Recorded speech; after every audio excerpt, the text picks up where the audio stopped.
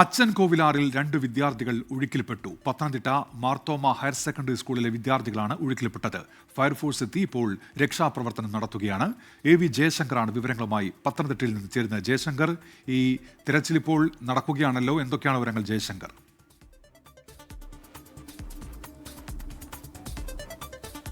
അതായത് ഉന്മേഷ, ഇന്ന് ഉച്ചയ്ക്ക് 1 മണിയോടുകൂടിയാണ് ഇത്തരത്തിലൊരു അപകടം നടക്കുന്നത്. ഈ കല്ലറക്കടവിലാണ്, അച്ഛൻ കോവിലാറിനോട് ചേർന്നുള്ള കല്ലറക്കടവിലായിരുന്നു അപകടം.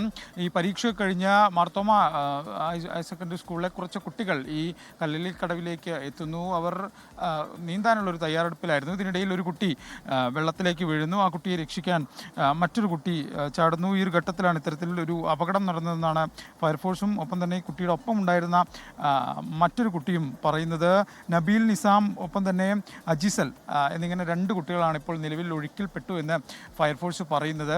എന്തായാലും ഇവർക്ക് വേണ്ടിയുള്ള രക്ഷാപ്രവർത്തനം നിലവിൽ പുരോഗമിക്കുകയാണ്. പൊതുവിൽ ഒഴുക്ക് വലിയ തോതിലുള്ളൊരു സ്ഥലമാണ് ഈ കടവെന്ന് പറയുന്നത്. ഇവിടെ വലിയ തോതിൽ ജലപ്രവാഹം കൂടുതലാണ്. അതുകൊണ്ട് തന്നെ ഈ അപകട സാധ്യതയും വളരെയധികം കൂടിയൊരു സ്ഥലമാണ്.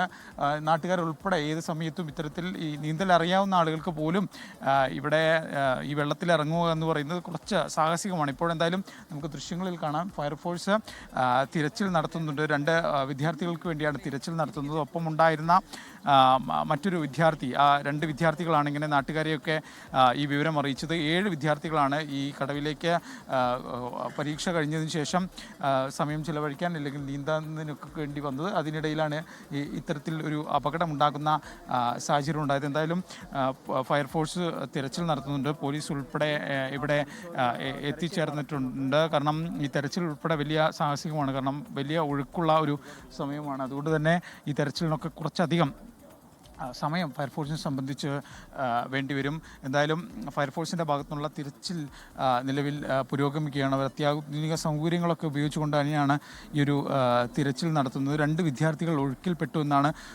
ഇപ്പോൾ നിലവിൽ പ്രാഥമികമായി ഫയർഫോഴ്സ് പറയുന്നത്. ഒപ്പമുണ്ടായിരുന്ന മറ്റൊരു വിദ്യാർത്ഥിയുടെ മൊഴിയുടെ കൂടി അടിസ്ഥാനത്തിലാണ് ഇത്തരത്തിലുള്ളൊരു ഇത് പറയുന്നത്. എന്തായാലും ഈ ഫയർഫോഴ്സിൻ്റെ തിരച്ചിൽ അത് പുരോഗമിക്കുകയാണ്. ഈ ഘട്ടത്തിൽ അവർക്ക് മറ്റു തരത്തിൽ പുതിയ അപ്ഡേറ്റുകളൊന്നും ഫയർഫോഴ്സ് നൽകാനാവുന്നില്ല. തിരച്ചിൽ നടക്കുന്നു. വലിയ ഒഴുക്ക് ഈ നദിയിലുണ്ട്. അത് തന്നെ ഈ തെരച്ചിലിനൊരു ജയശങ്കർ, ഇപ്പോൾ ആ കൂടെ ഉണ്ടായിരുന്ന ആ കുട്ടിയുടെ പ്രതികരണം ലഭ്യമായിട്ടുള്ള പ്രതികരണം കേട്ടതിന് ശേഷം എത്താം പ്രതികരണത്തിലേക്ക്.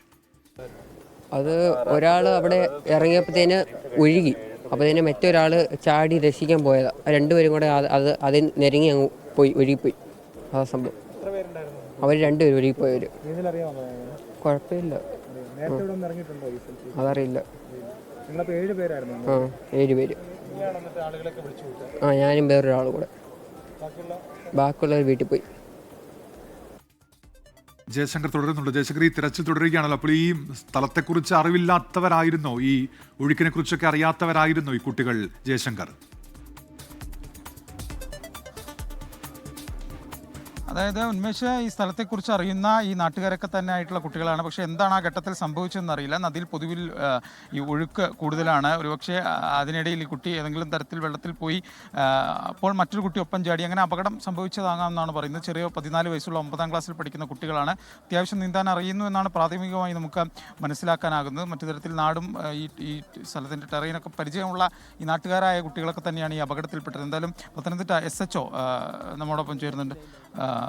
പോലീസ് എന്നതിലും തൽക്കാലം ആരും പ്രതികരിക്കുന്നില്ല. വലിയ ഒഴുക്ക് ഇവിടെയുണ്ട്. ഫയർഫോഴ്സ് അവരെ പറ്റുന്ന രീതിയിൽ അവർ പ്രത്യേക ബോട്ട് ഉൾപ്പെടെ ഇറക്കിക്കൊണ്ടുള്ള പരിശോധന നിലവിൽ ഇവിടെ നടത്തിക്കൊണ്ടിരിക്കുകയാണ്. ഇതുവരെ കുട്ടികളെ കണ്ടെത്താനായിട്ടില്ല എന്നത് വേദന ഉണ്ടാക്കുന്നു. ഈ കുടുംബത്തെ ഉൾപ്പെടെ ഇക്കാര്യം ഇനിയും അറിയിച്ചിട്ടില്ല. ഈ മാധ്യമ വാർത്തകളൊക്കെ വരുമ്പോഴായിരിക്കും ഒരുപക്ഷെ വീട്ടുകാർ ഇത്തരം കാര്യങ്ങൾ അറിയുക. പരീക്ഷയൊക്കെ ആയിരുന്നു. പരീക്ഷ കഴിഞ്ഞതിന് ശേഷമാണ് അജിസലും ഒപ്പം തന്നെ നബീൽ, നിസാമും ഇത്തരത്തിൽ ഒഴുക്കിൽപ്പെട്ടത്. 7ഓളം കുട്ടികൾ, 7 പേരടങ്ങുന്ന സംഘമാണ് ഇത്തരത്തിൽ ഈ കടവിലേക്ക് കുളിക്കുന്നതിനും മറ്റു വിനോദത്തിനും വേണ്ടി എത്തിയത്. ഇതിനിടയിലാണ് ഒരു കുട്ടി, അതാരാണ് വീണതെന്നറിയില്ല, ഒരു കുട്ടി വീഴുന്നു. അയാളെ രക്ഷിക്കാൻ മറ്റൊരാൾ പോകുന്നു. അങ്ങനെ അയാളും ഈ വെള്ളത്തിലേക്ക് ഒഴുക്കിൽപ്പെടുന്ന ഒരു സാഹചര്യമാണ് ഉണ്ടായത്. അതിനുശേഷം ഒപ്പമുണ്ടായിരുന്ന കാശി എന്ന് പറയുന്ന കുട്ടിയും മറ്റൊരു കുട്ടിയും ചേർന്നാണ് നാട്ടുകാരെ ഈ വിവരം അറിയിച്ചത്. അതിനുശേഷമാണ് ഫയർഫോഴ്സും പോലീസും ഉൾപ്പെടെ ഇവിടെ എത്തുകയും തെരച്ചിൽ ആരംഭിക്കുകയും ചെയ്തത്. എന്തായാലും വലിയ വേദന ഉണ്ടാക്കുന്നൊരു കാര്യമാണ്. കാരണം ഒരു നീണ്ട അവധിക്കാലം മുമ്പിൽ ഇരിക്കെയാണ് ഇത്തരത്തിലൊരു അപകടം ഉണ്ടാകുന്നത്. എന്തായാലും ഫയർഫോഴ്സിൻ്റെ ഭാഗത്തുനിന്ന് തിരച്ചിൽ പുരോഗമിക്കുകയാണ്. അതാണ് നമ്മൾ ആ ദൃശ്യങ്ങൾ ദൃശ്യങ്ങൾ കാണുന്നവർ വളരെ ശ്രമകരമായ ദൗത്യങ്ങൾ പലതും ചെയ്തിട്ടുള്ള വളരെ മിടുക്കരായ ഫയർഫോഴ്സ് ഉദ്യോഗസ്ഥരാണ് ഇവിടെയും രക്ഷാപ്രവർത്തനത്തിന് വന്നിരിക്കുന്നത്. ഉടൻ തന്നെ കുട്ടികളെ കണ്ടെത്താനാകുമെന്നൊരു പ്രതീക്ഷയുണ്ട്. പക്ഷേ ഒഴുക്ക് അതൊരു പ്രതികൂല ഘടകം തന്നെയാണ്. ഉന്മേഷ്, ശരി. AV ജയശങ്കറാണ് വാർത്തയുടെ വിശദാംശങ്ങൾ ഇപ്പോൾ നൽകിയത് പത്തനംതിട്ടയിൽ നിന്ന്.